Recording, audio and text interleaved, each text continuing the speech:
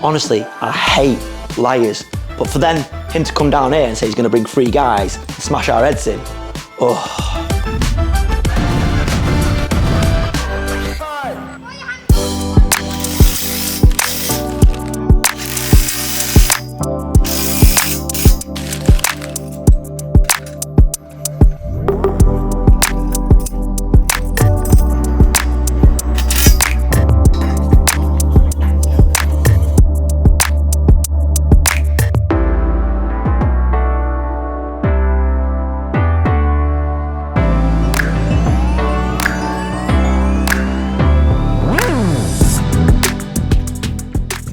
So welcome back to Every Trade Behind the Build. For those that don't know who we are, my name's Chris, and with my business partner, Mr. 𝗕𝗨𝗟𝗃, we own a construction company, a bespoke joinery company, a grab and aggregates yard, and we also own property.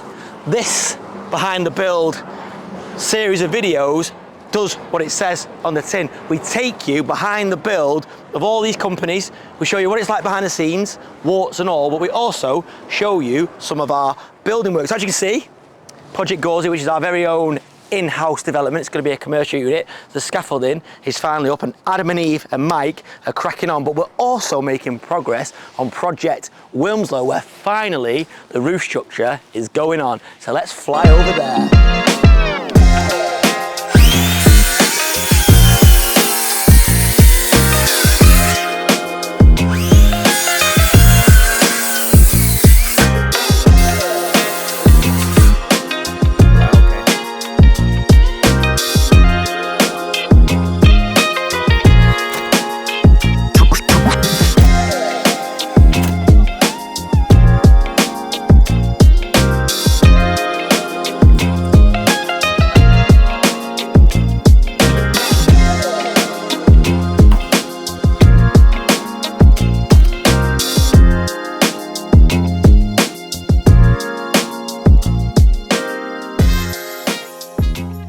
So yes, finally making some progress, well, some more progress on Project 𝗕𝗨𝗟𝗗. Once we get that roof structure on, we're going to get it roof tiled, and that's pretty much us done. Last couple of windows to go in, unless the customer decides to let us do a bit more.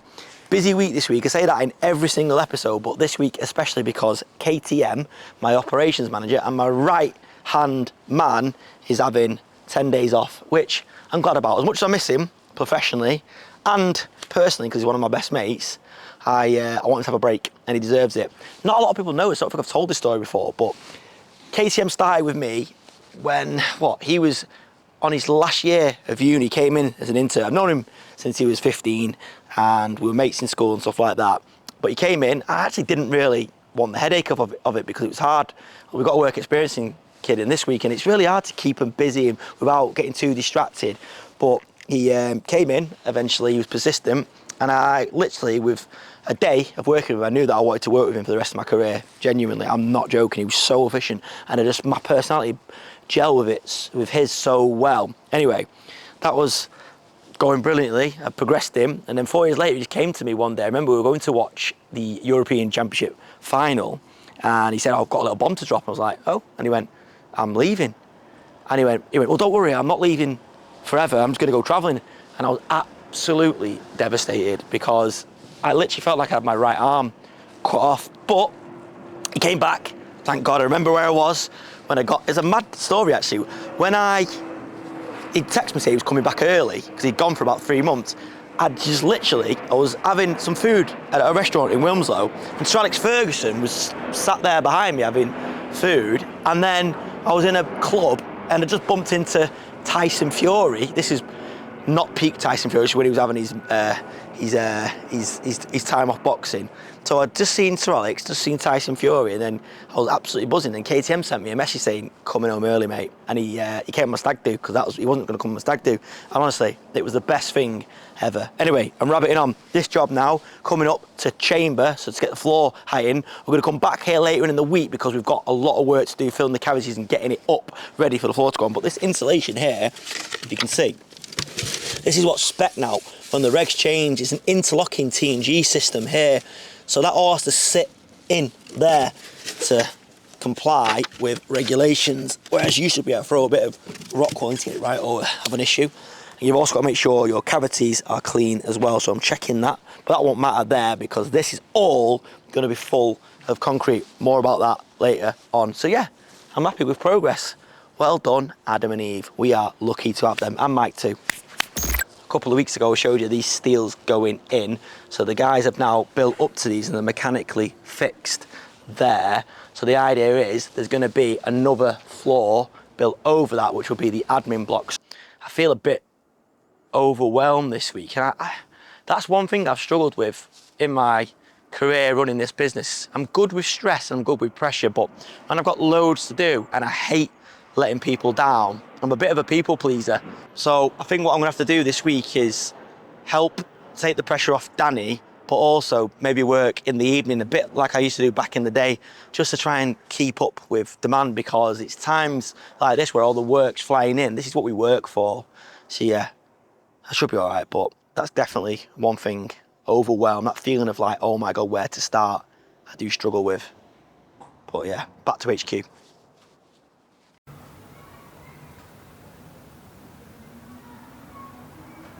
So I'm at existing HQ today, gonna spend a day here. Not new HQ, is this old HQ, existing HQ? Don't know, but I'm at where we've been based for the last 8 years, and I'm filming this a bit guerrilla because everyone is flat out busy upstairs and I don't want to pull them away from it. I can't let YouTube get in the way of actually doing what we're doing, which is our busiest time. And I'm really grateful that we're so busy and we've got customers that are spending money with us, but I do feel a bit overwhelmed, if I'm honest. I feel like I've taken a bit too much on. We've got Project soon, which is great, that's flying, but we've also got new HQ, trying to set that up, and all the other stuff that we've got going on. The yard is flat out, again, which is great, but there's trucks down. We've got one truck off the road that the MOT is due, and we've let it lapse. We've got to sort that out, which is not good. We need to get better at those kind of things. We are getting better, honestly. We've got systems in place. But I've also got a van where a wet belt has gone. God knows what damage that's caused. And a van where we thought, Uncle Terry's van, where we thought the clutch had gone. We've done the clutch, took it out, apparently did need doing, but it turns out there's an issue with the gearbox. So I spoke to my mates at Baxenden, they're going to try and help me sort that.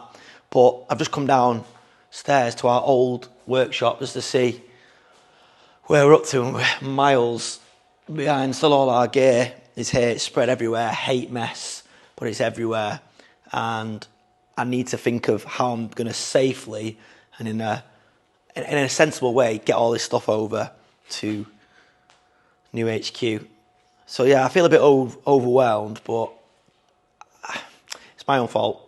And to be honest with you, I need to turn that into feeling grateful, because I've built this to a point where we have got a reputation, we have got a brand, we have got good customers that do want to work with us. So I'd much rather it be this way than the other way. But I feel the pressure that once everyone's so busy that I have to take up the slack, and I've been working really hard. I used to not feel this way. I've been trying to delegate off a lot of stuff, as I told you, but yeah, I mean, it's looking good down here. We've got some good tools. I forgot what good tools we've got. I mean, there's a lot of stuff that I've bought at auction that beast, that battery powered breaker. But yeah, it's a bit of a mess, and this plays on my OCD. So we'll get a plan together and we'll sort it. But yeah, I'm trying to be real, trying to be honest with you guys. Don't feel great at the moment, but just going to get my head down, work hard today, and see what I can sort out. So a little update from HQ. You might know this is our latest recruit, new architect. It's going to show TB a couple of bits. But before we get into Jacob, let's talk about TB's arm. What's happened, son? I fractured it in 2 places at football last night. Oof. Did it kick off? No, I was just quietly seething, and then went to Wythenshawe A&E and was there. I know, he's still got his band, but he's trying to milk it. Look, he's got his band. What? Very important question. Is it your good arm or your bad arm? It's my bad arm, so we're good. Right, sound. So, this actually is Jacob, who's here on work experience. When he grows up, he wants to be an architect. He's been here most of the week. He's a good lad, and he's doing well. You enjoyed it? Yeah, it's been good. Yeah. Have we looked after you? A bit. A bit. Well, when he came in, the quality of his cup of tea was embarrassing, but it's unbelievable now, to be fair, isn't it? Unbelievable. He's mastered it. And today, he brought Krispy Kreme donuts in. So, any lessons to you guys out there wanting to impress an employee, a potential employee, it's Krispy Kremes, not Dunkin' Donuts. Bring Krispy Kremes in and make good tea. But yeah, have you learnt a bit? Yeah. Good, mate. Well, we're pleased to have him. How's he done, TB? Yeah, he's been good. Just showing him a little bit of everything. He's been to a couple of sites with us. He's we're just sending over something now on a site that we just went to look at. Yeah, you've been doing a measure up as well, haven't you? Yeah. Doing a measure up. We've drawn a design up from scratch as well. Yeah. So what, be an architect? Yeah. My thing about architects is they have to go to uni for about 100 years and then they get out and then they have to start all over again and they're nothing. It's crazy. Yeah. But you've got a good teacher in TB. He said, Danny asked him before, what would he give me out of 10 for teaching? He said 8. Hey, So I'll take that. room for improvement. I like it. But he didn't tell me where I could improve. Yeah, so today's his last day because we're letting him have a day off tomorrow. His TB. He's off. Wait, are you still going to do what you're going to do? Yeah. You are? Yeah. You are? You're fit for that? I'm okay. Yeah. Yeah. But Jacob, thanks very much for working. He's actually also done a great job of the shredding. I told him he's got to start at the ground up. It's not all about the glamorous stuff. Got a little gift for you, pal. That's for you, for all your efforts. Thank you. Well done, mate. Thanks for helping us out. And yeah, I think we have him back or not?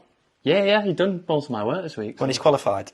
So we'll see, about 10 years' time, if we're still in business. Good lad. So yeah, it's good having Jacob in. He's a lovely lad. He's actually a friend's son, and they struggle to find a placement for him, work experience-wise. We've had a few work experience lads in over the years, more on the build side, which is easy for us, obviously. But to actually have someone in the office, it's new for us, but it's been good. He's worked hard.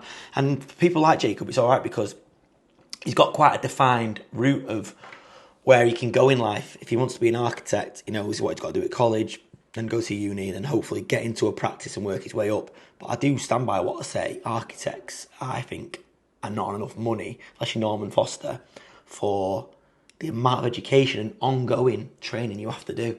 But listen, here's what it is. We need them, and we need more architects coming into the game. But I also feel sorry for a lot of the younger lads who maybe don't know what they want to do. Like I didn't know what I wanted to do because they haven't got a mapped out route. They haven't got a way they can go and get experience somewhere, so they've got to do it on their own. That's kind of what it was like for me. Luckily, it worked out okay for me. But speaking to Jacob and having Jacob in this week has made me think about the type of leader I am, and maybe the type of leader that I want to be in, what's made us do all right. And I think that what makes me a decent-ish leader is that I'm quite good socially in that I can adapt to the certain types of leadership people react well to. Some people need stick, so you just need to tell them what you want. You need to really be on them all the time, and that's the way they like to be led, and they react better to that. I'm not a huge fan of that, but I can do it if needs be, whereas some people struggle being that sort of harsher person. I want to swear them, but I can't. But then some people need carrot, which is the one I think is the best, incentivising people and trying to get them to buy into a shared goal, i.e., you tell them that if the company's doing well, they'll do well. And by and large, I've tried to do that. I've always tried to look after our lads and my team, that as the company's grown over the years, they've grown not only what they earn, but the types of vans they drive, the type of opportunities they get, the laptops they've had, etc.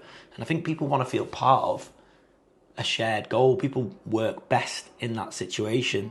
But again, I think as a leader, you do have to be strong, especially in this game when you're dealing with, it's like the Wild West. Some of the trades we've had through the door have been, I've had to really, as you know, I'm not the tallest of lads, but I've had to really stand my ground because people try and push you, and they can try and intimidate you, and it's never really bothered me. I've stood up to it, and you've seen in a previous episode I've had a guy out there with a hammer smashing the vans up, and I could have caved in, but I didn't. I could have paid him to make him go away, but I didn't because I knew we were in the right.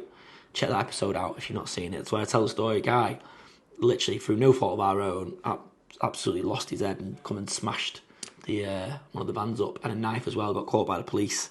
He's since apologised and he's meant to be paying us compensation, but he stopped paying, so that's a different story. But yeah, I personally like to lead by example, try and be inspirational, try and set visions, try and respect everyone at every level. I can't get it right all the time. I'm sure there's people that work for me now watching this, or people that have worked for me in the past don't agree with me, but I've tried. And I've been a boss since I've been 25, and I was so wet behind the ears, but I'm still learning now, and I think that's just the way it is. But I personally believe in shared goals, passion and encouragement, and striking the balance between being a friendly boss but also not getting too close, and I've made that mistake before. Anyway, let's nip back to New HQ to see how we're getting on over there.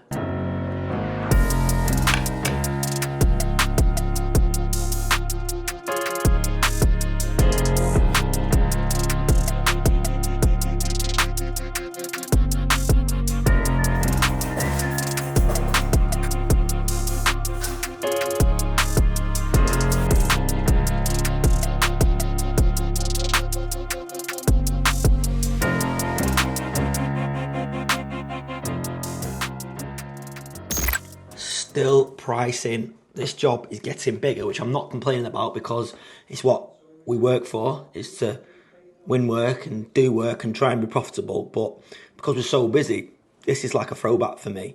So yeah, hopefully I'm close to getting this out now to the client, getting instruction, and they want to mobilise really quickly. So yeah, if all goes well, we'll be on this next week. Let's go over to an existing job, which is Project Dudley 2.0, which is a loft conversion, which hasn't really got going yet because we're doing loads of structural bits and pieces, but we're trying to get the floor finished so we can then build up from that point there. So let's have a look at Project Dudley 2.0.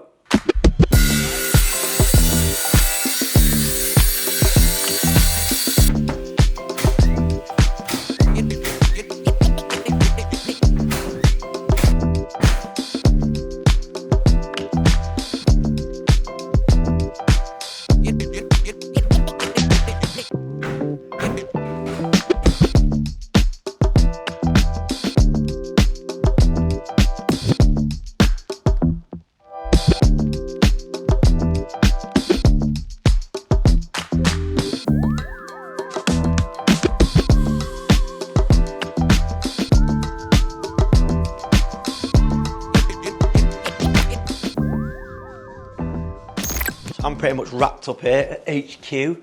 Did I get as much done as I wanted to? No, I didn't. But what can I do? I'm going to work tonight again. This is honestly like the old days. This is like the days when I was building this business, and I honestly used to work till 3, 4 in the morning some days. I was basically making my wife an every trade widow, but it was worth it. Whilst I'm going to head home, let's go and have a look over in Liverpool and see what Alex is up to. I think we're back on one of our projects that Alex and I first collaborated on again. But yeah, over to you, Mr. Riddick. So we're back on the customer HMO project. So you remember a couple of weeks back, I told you about when me and Chris first met and we were doing the HMO next door. So next door now, roof is fully underway. It's actually raining today, but the roof change is fully underway. And inside here, extensions all up, ready to build our roof for there, and the stairs that are getting made or have been made in Preferred Journey are coming tomorrow, Aaron? Tomorrow, I think, yeah, Richie said, yeah. So tomorrow Richie's going to drop them off, and then that's it. Then Ross and Ray, Dad and Lad can start firing in the stairs and then getting the stud work done. So in here now, are you doing lintels? Lintels only, we got 2 more windows left in the bedroom 2 and bedroom 3. Yeah. And all the stud works is turned off, we just loaded upstairs. So that's ready so you're ready to roll. Yeah, so that's ready for us and tomorrow again. Yeah, so what he's doing there at the minute, you can see the windows, obviously all the ceilings have gone in a reduced height. Loads of height in this one, is that? Like 2.4? 2.35, yeah, 2.350. Tell by just leaning up there how big it is. But yeah, lintels above the windows, that's what they're working on now. Then that's going to give Christine the final measurements to then order the windows for the back and order the front door and the back door.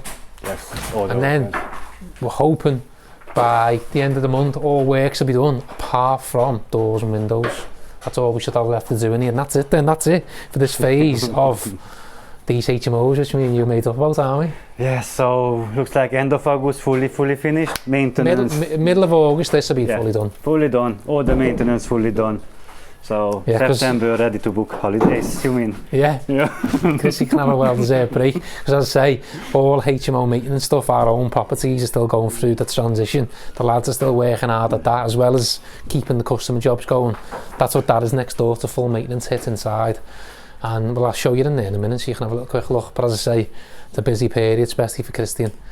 And then September he always likes to go away and have a little break, don't you? Yeah, just a little bit when it's quiet then, because it's easy then, it's costly, nice and easy. As I say, we've got a couple of more properties that we're completing on. One we're waiting to get the keys on any time now, which is another HMO around the corner. The same dance like this for us, for me and Chris, what we own. And then that's it. Then when we're on them ones, well easy, isn't it? It's just us, me and you, that's it. The lads, no customers. Oh, set up something again for December period. Just make busy the lads, like nice painters, joiners. So he likes it then, Christian, he can get his shorts out, so we say.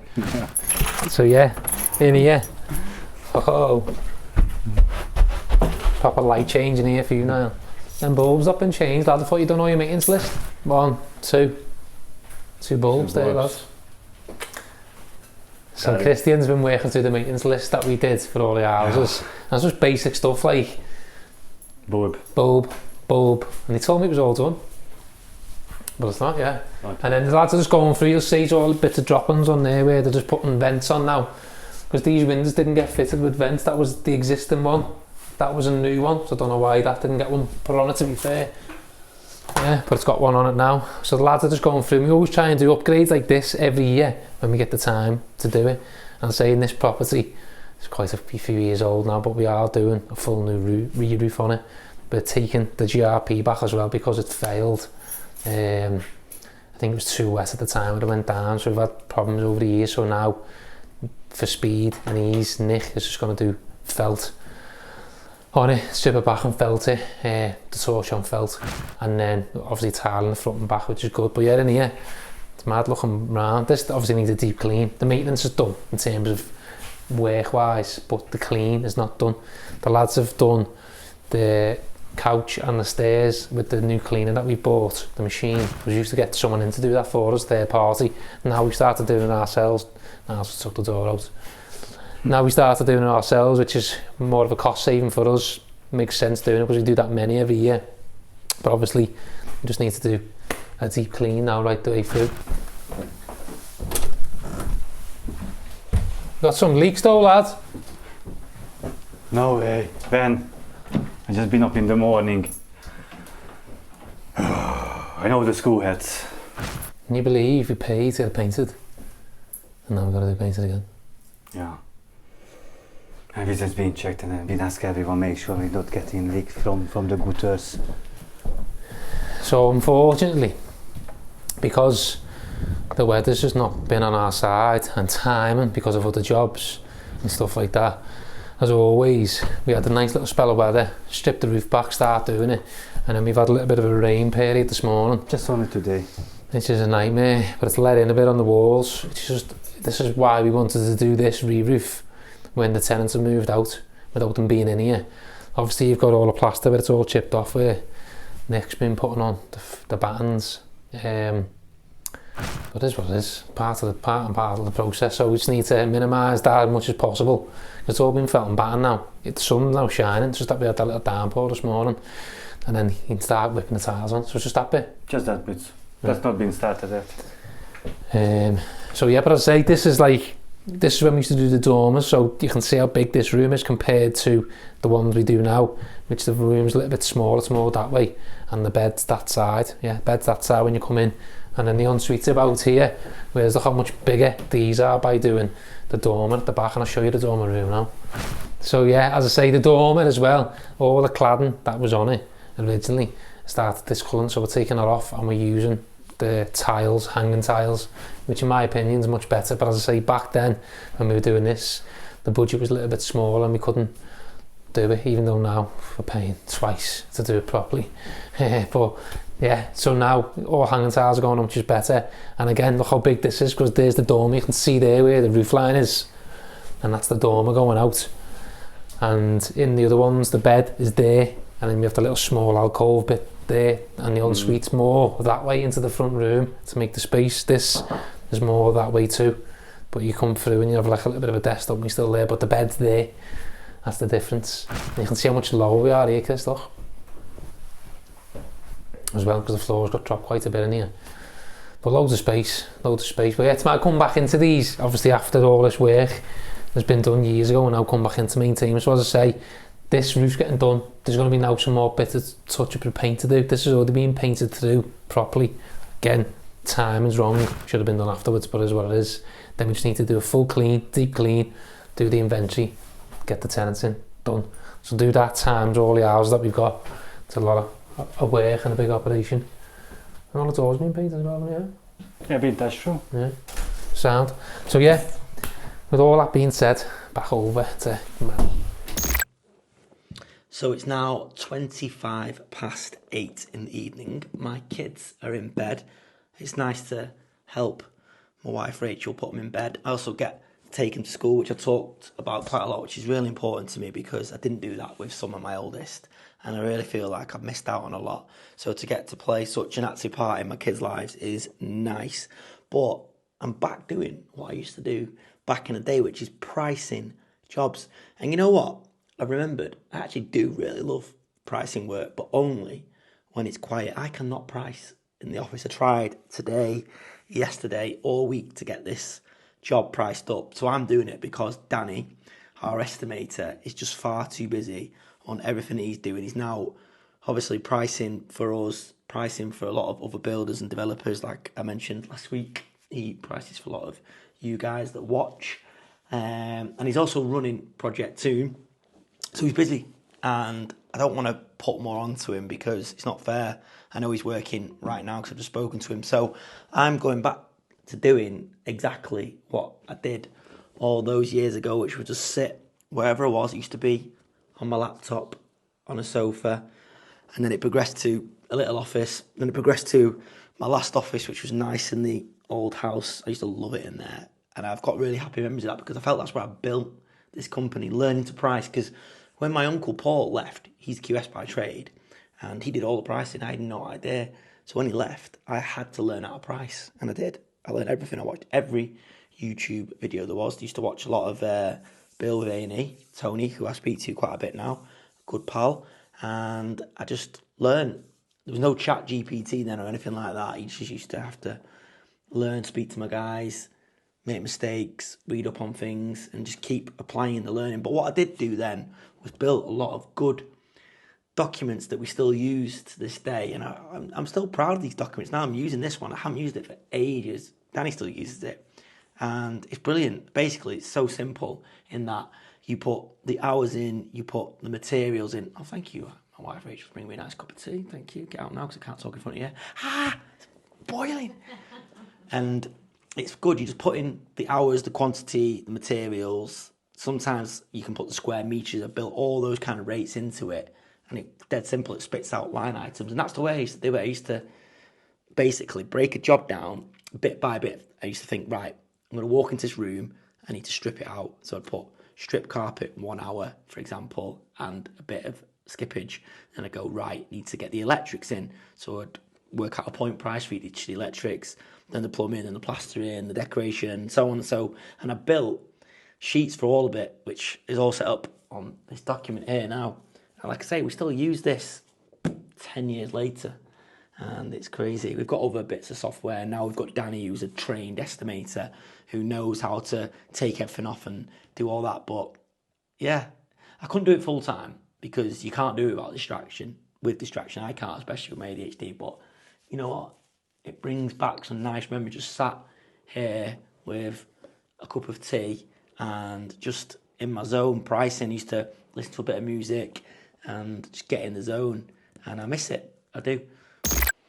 So taking a bit of a break from pricing now. And I wanted to mention Ollie Gregson, my mate, the poshest landscape gardener there is out there, has announced that he's not going to make YouTube videos anymore.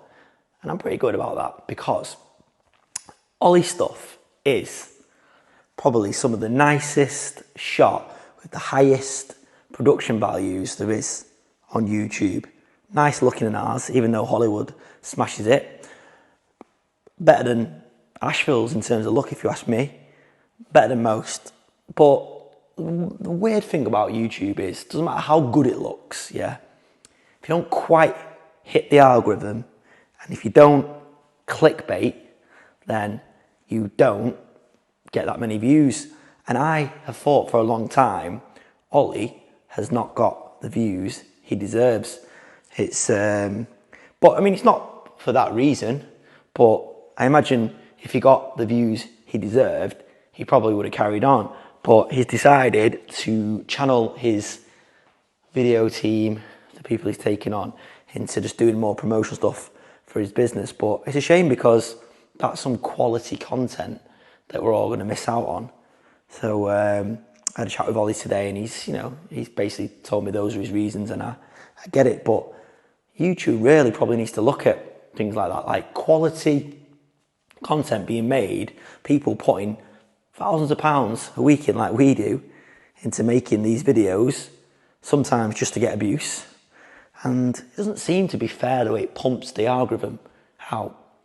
You'll see people like Asheville, which is, listen, you know I love Asheville's content, but literally in about 2 minutes it gets more views than we will on an entire video, which is great. I mean, there's probably a few reasons for that. Daniel's amazing on camera, definitely. He's brilliant, he's so slick. He started at the right time during COVID, or just after, or before actually, which is great. And yeah, I think he just got a very international audience. He had a lot of help from Yanni and things like that. But then Dave from D&J, they've earned theirs. They've just been consistent week in, week out, started at the right time, built a good loyal following. But it's a shame that people like Ollie, who produce some beautiful content and is trying to tell the story, I mean, really warts and all, what I believe in. He used to tell you when he had cash flow problems, and he's decided that it's not really, the juice isn't really worth the squeeze. But I just wanted to pay tribute to Ollie, who I've spent time with. He came up here to see us. Wish him luck. His grab business looks really interesting. He's starting a grab business called Grab, basically from nothing. And he's got pink grabs. And he's managing to find a driver that will drive a pink grab, which I think's amazing. He's actually got a bit of a thing behind that, which he's told me about, which I'm not sure if I'm allowed to talk about, but good luck, Ollie. I know you watch. You better be watching this since I've paid a tribute to you. But I'll definitely miss your content, and I'm looking forward to seeing bits and pieces soon, because I know you said you're going to keep trying, but yeah, I'm pretty much done in. My missus wants to go and watch some weird murder documentary with me upstairs, probably planning my murder. But yeah, see you tomorrow.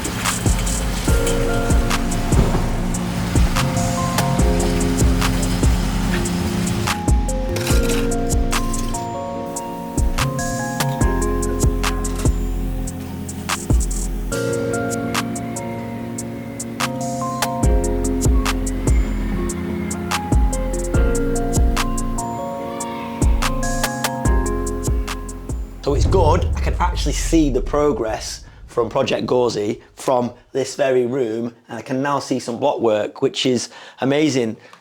2 years ago, when I first saw that plot of land, actually about 3 years ago now, it was just scrap cars piled up, and it's looking like it's gonna be a great commercial unit. We got some valuations in from the local agent, and about what Alex and I have predicted, but by the time it's ready for occupation, he said that might even go up a bit more, because light industrial units in Stockport SK1 are very sought after for a few reasons. We're also on site on Loft Social, which is going to be this bar in Stockport, full of activities and stuff like that. The guys are working in there. It's like a greenhouse. It's all glass. It's boiling. You think the heat we've had reflects in there, but the boys cracking on there. That's KTM's baby, that job. So Danny and I and TB and our kid are looking after that in his absence, but he keeps messaging me asking for updates because he's away. But what it's meant is all the guys are parking here and then walking to the site because it's pedestrianised around there. You've literally got to get in before 10 a.m. and out before 10 a.m. or your van gets locked in till the end of the day. So we are dominating the car park, but it's good because we're making progress. Our kid's hair is looking pretty good now. We've got some nice shoots. You happy with it, lad? Yeah, it's getting there, isn't it? Yeah, it looks good because he's had his first cut round the side. Proud of you, yeah. Going to be batting him off with a stick. Took a day off yesterday. Why'd you take a day off, Jay? No comment. Anyway, let's just say he's putting his investment to good use. So, our kid, who runs the grab side of the business, as you know, that's going quite well, nice and steady. We're out pretty much every day in one of the grabs. Some days with 2 of the grabs, but we've got 3, as you know, and a tipper. But the tipper is off the road, getting the struggler down next week to help us with that, because Dale is absolutely stacked on broken vans. Our kid's just told me there. I knew about the situation. We've had one of these very recently, and it keeps happening. So basically, we have a pricing structure for the grabs. So if it's just hardcore, we charge it cheaper per load because we can process it and sell it. We think that's fair. If it's soil and hardcore mixed, it's a bit more. If it's clay, it's even more. We're really fair, and we expect customers to be fair with us. What our kid does, speaks to them, agrees it, asks them to send either a picture or video of the load on WhatsApp or through the website. We then check it, make a visual inspection, but we always make them clear that if we get there and it's anything other than what they've said it is, we'll ask them to pay the extra. They always agree, always done in writing, we're always fair. But more and more, what we're finding, certain type of customer as well, they're sending pictures of the load, we get there, and the drivers are saying, this is not what they said it is, not what they've paid for. And this has happened again this week. Most of the time, people are reasonable. You ring them up and say, look, it's clay in the load. Oh, I'm really sorry, I didn't know, it looked like soil. Because sometimes it's hard to know the difference between the two, and they pay the extra uplift. And that's because if it's got clay in, we can't really process it, it goes straight to the tip. And they pay. But this one, this week, we went there, day one, and he said, yep, it's accessible, you can get round the back. Driver got there, couldn't get round the back. They lied and said someone else had been down there, a volumetric mixer or something. So that was a failed load. So we charged him really reasonably for the failed load. We could have kept all the money, but we didn't. So he said, right, very sorry, we'll move it to the front. It'll be hardcore only, but can you come back and get rid of it? So we charged the difference, no problem. And it was only about 40 quid extra or something like that. Went back, and lo and behold, it's full of soil, hardcore. So it's a mix and hardcore. There's even bits of timber about as well. So the driver rang us, and this also is in addition to the fact that we did it at the end of the day when the driver was right at the end of the driving hours. So really, we don't like to take the risk, but she did it. She helped us out, and we rang, no answer. So we took a view. We thought, you know what? Rather than be awkward, we'll just take it and trust that they'll pay the difference. Anyway, lo and behold, the next day, massive email saying, I want money back, you were late, yada, yada, yada. So our kid spoke to him politely and said, look, no, the load's not as you promised, you actually owe us, we're not giving you any money back, we never commit to a time, etc, etc, etc. Anyway, guess what? He's now threatening to come down here with 3 lads and smash us up, innit? So what we've done is, we thought it was funny, so we just let the garden weed itself. We told the dig, because the dig was involved as well, and the dig rang him and said, don't worry, don't waste a trip coming to us. We'll come to you, and we'll also bring your load back. We'll drop your load back off and we'll refund you. To which point he's gone mad again and said, oh, I'm going to come down, 3 lads, this, that and the other. My view is, and I said this to our kid, if people actually put that, if they're stupid enough to put that in writing, then they'll probably never do it. So basically, we could just go to the police and say, we've had threats of physical violence now, but let's just see if he comes down with 3 of his lads. He's called Dave, apparently. And I'm sure that's not his real name, but let's see if he comes down with 3 of his lads. But his load's there, if he wants it back, we'll give him a full refund, no problem. But what is it with people lying about loads. I hate liars at the best of time, but people that are lying about the load, it's new to me. How do they think they're going to get away with it? Seriously. They send a picture of hardcore and we go and it's soil. It's black and white. But no, people think they can just save that extra, 40 quid by lying to us, because they think by the time we got over there, we won't turn back. But you know what? I'm not doing it. I'm not doing any favours. And we'll probably just cancel it now, or we probably just won't do hardcore owner loads. We're just going to spoil it for other people. But it really, really does my head in. I hate liars. Good work though. If anyone comes on, I'm not here.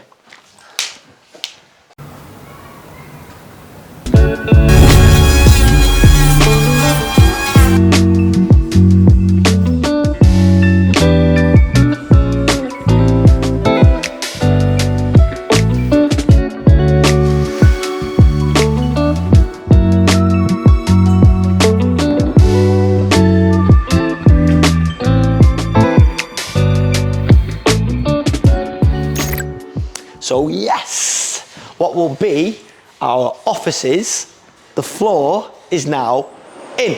And Adam and Eve, between all the other projects we've got going on with them, I've managed to get the block work up. So to give you a bit of context, this is meant to be my office here, and then we're gonna have the meeting room down here.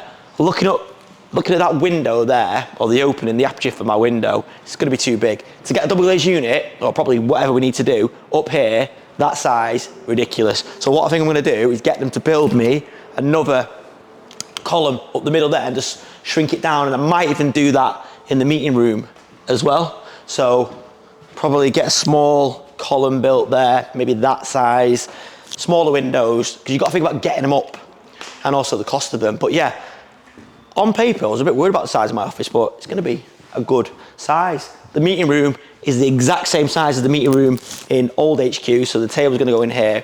So you're gonna have nice views of what's going on out there, if that's what you want. It'll be soundproofed, so it'll be all right there. And then, yeah, you'll come out here, there'll be a corridor all the way down here, so meeting room, my office, KTM's office, and then we're gonna knock this through, we have to move the boiler and all that, and then you'll go into the main office. I'm now relaxed. I was really worried that this wouldn't be the right size, but yeah, Thomas has done a great job, one of our new recruits. He's got this in all by himself, basically. He's now off up to Project Toon to go and work over there. So yeah, it's good. We've got 3 new recruits in now, and I'm pretty happy. First week, 1 more starting next week. As I told you, I don't like recruiting, but had to do it. So there's loads to do. Got to finish the block work off, move the lights, sort the electrics. We're probably gonna build a partition here and then insulate it so it's warmer, because this will be freezing in the winter. But yeah, pleased with it. It's coming on, especially because we've got no labour and we're fitting it around other stuff. But Dale is pretty much working me full time now, so let's go have a look, see what Dale's up to. So this here is a heater. On paper, they'll be great and they'll warm this space, but they're in the way and they're going to be so expensive to run. So I think I'm going to get this decommissioned, and then we'll just use space heaters downstairs, gas ones that we've got that we use on site, so then we can control the cost. Up here on the ramps, we've got Uncle Terry's van. I don't know what's happened. Maybe I do foresee these issues down the line, but recruiting Dale at the time we recruited Dale turned out to be great timing, because we had a load of the vans and then we got the truck, but they were coming out of warranty, the vans, and all of a sudden our mechanic bills was going up and up and up. Ideally, I want Dale looking after just our stuff, but it grew into looking after stuff for other people. But really, I think we'll keep him busy just looking after our own stuff. So Uncle Terry's van's on the ramps, as I've said. The clutch went, well, we thought it was the clutch. We stripped it back. The clutch had burnt out, or it was on its way. We got it going. Terry got himself nearly home, which is about 10 miles away, and then it literally locked in gear. So Dale went, recovered him, which was great, but we think the gearbox has gone, which is a bit of a killer. So we've priced up new. It's outrageous. It's a Citroen Relay. I've asked Baxenden, they're trying to find me, Baxenden Car Brakes trying to find me a reconditioned one or one out of their stock, but we're drawing blanks at the moment. So if any of you guys refurbish gearboxes, or you know where I'll get the Citroen Relay 2018 gearbox helps out, because I've got a wet belt gone on a tipper. That's heartbreaking because I think it's damaged the actual engine. And I've got other vans blowing smoke and stuff like that. Maybe I need to upgrade a couple of vans, but my view is the 2018 is pretty much the oldest ones. They should be okay, especially because we look after them well. But you just get them runs. But we're that busy that Uncle Terry's had to step in and help Dale, and he's got a real knowledge of mechanics. When I was young, I used to watch Uncle Terry fix cars all the time, change engines, so it's mad. He's come from GRP and a roof last week to working as Dale's number 2 in the workshop, but I like it. I've got a multi-skilled team, but yeah, I love it and I hate it at the same time. I love it that we've got this set up, but I also hate that if one of my vans is on the ramps there, it's costing me money. So it's not only vans that break down, but the trucks are killing us at the moment. Spent loads of money on the 6-wheeler, and then a load of engine management lights came on just because we've not moved it for a while. And we found out the tipper had a few issues before its MOT, so that's now had to be booked in.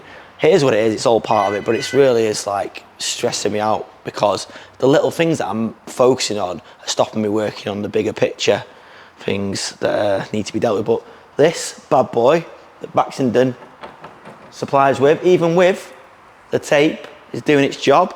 Apparently you just need to give it a whack every now and again, it starts. We've started using our tyre machine setup, so we're getting there, making progress. So let's go and check in with the yard. We're processing. It's hard, I know you guys love the yard content and I love being at the yard, but it does feel a little bit samey because we are just into the groove processing now, and there's only so much crushing and screening we can show you. But I'll tell you what, let's go have a look at some crushing and screening.